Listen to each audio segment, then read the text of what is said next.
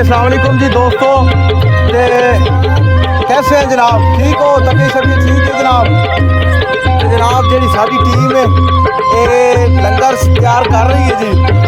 मेरी तो बड़ी कोशिश है वापसी किसी होटल तो खा लिया, पर मामे दी सिले दी भरपूर जिद्दा ही कि नहीं थाई पकाते कवाल खास हैं। तो होर जनाब सब खैरियत है जनाब? थोड़ा की नाम है? मोहम्मद आसफ। आसफ साहब फोटो पास हुई जी? कितनी है? पहली दफ़ा आए या पहले आंदे? दूसरी दफ़ा आए।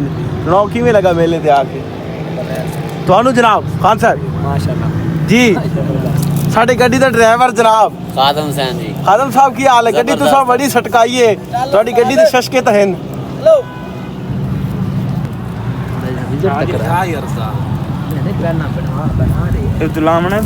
लहाओ ना लहाओ सुभान अल्लाह जी शशके कट्टा शरीफ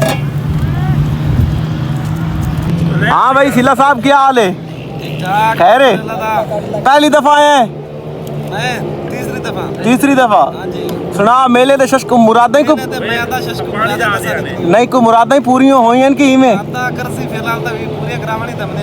अच्छा हाँ भी मामा तू मैंने दस भाई 6 महीने पहले हाल खाते न सुना भाई तेरी कोई मन्नत मुराद होई पूरी हो गया 4-5-6 दफा मैं आ चुका। अच्छा